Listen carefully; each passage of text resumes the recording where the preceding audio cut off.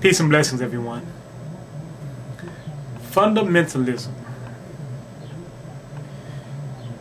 Today, that word is pretty much associated with terrorism, oppression of freedoms. But if you really think about it, everyone is a fundamentalist. If you look at the definition of fundamentalism, you have several definitions, and this is going off a dictionary.com website, which is supposed to be unabridged.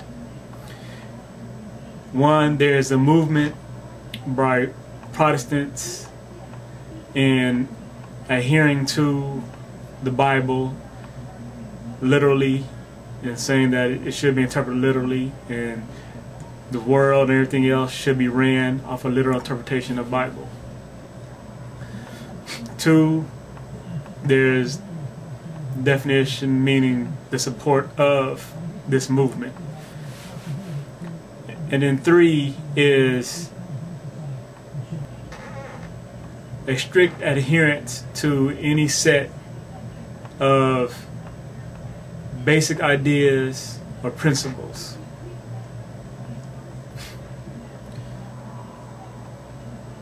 But we all do that. And another way we've come associated with fundamentalism is, of course, with Islam. But it started with, the Christian movement. So like I'm saying, we all live this way. Strict adherence to a basic set of rules, ideas, or principles. Of course, some of those are more stringent than others. Of course, we say that suicide bombers are taken to the extreme. But we all do it in some fashion or manner. Whether you are here to religious principles or just your own self-developed principles. But we all do it. If you believe that we should listen to a word of God, whether it be the Bible, the Quran, or some other holy book, or if you're atheist and believe that we should just go off of scientific proof and love, you still believe in a strict adherence to those principles. Or if you believe that there is no meaning to life and everybody should just live and be happy, you have developed some principles and you strictly adhere to those principles. So we all do it. So really what it comes down to is, what are those principles that we're going to strictly adhere to? Developing the best principles as possible. And I'm here to say that truth is fundamental. Truth is the best principle or idea to follow, to adhere to. Uncompromising truth, along with, in conjunction with, unequal belief and unconditional love. Strict adherence to those will lead us to a better world. To be all that we can be as beings, as humans.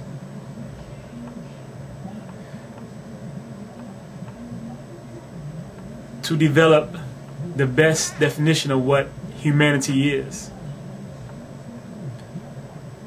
We all do it. We all are fundamentalists in some manner. And at the same time, once we develop these ideas to adhere to, we have to figure out how to best approach it, how to go about it. One thing not to give to these so-called terrorists is that they have decided that it is not the best thing to sit back and do nothing. We can judge them and say that they are bad in what they do, that they are taking the lives of innocent people. But are they innocent? They are killing people, whereas most people are sitting back and allowing people to die, allowing people to starve to death. So which is better, which is worse?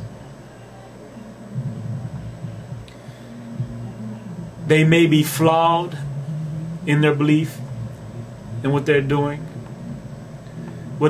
something, whereas most people are doing nothing.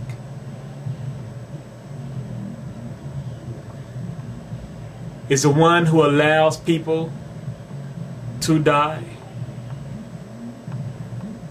by way of their apathy and indifference. Are they any better than the person who is creating the death directly? Or is the apathetic person creating the death themselves by way of not doing anything?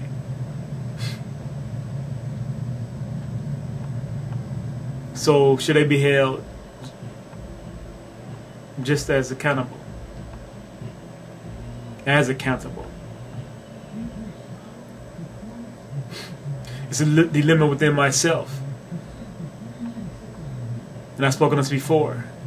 It comes to acceptance. Do I sit back and accept that this is the way the world is?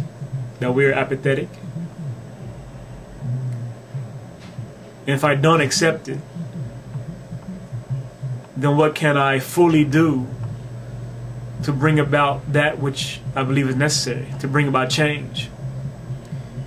Is just me making these videos and speaking out, is that good enough? Or am I just doing the minimum? What is the maximum I can do? And going beyond the good and bad, what is the maximum I can do?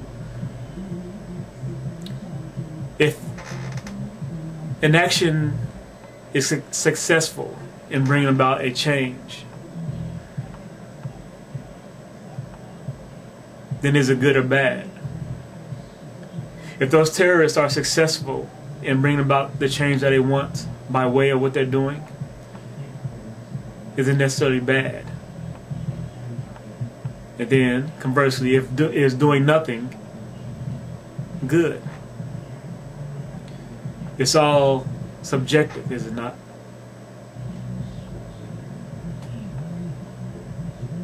So what is to be done? What is to be done?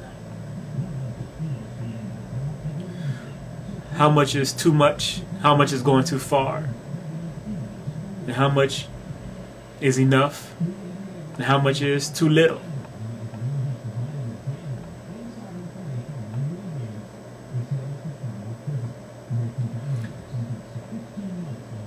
At some point, everyone tries to put their ideas on someone else, impress ideas.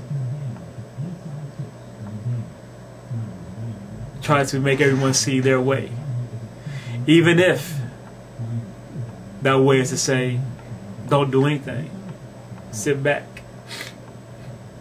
Make your money. Go to work.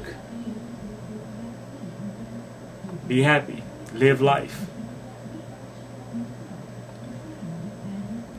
At some point, we all trying to press our own ideas and beliefs on other people.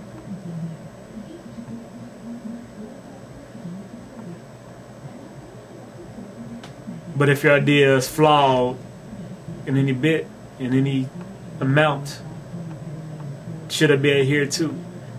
And then what should be done to cause change? the government we live under is put upon us by those who believe that it is right. The way it is run is right. But is it? At some point, everyone tries to impress their ideas upon other people.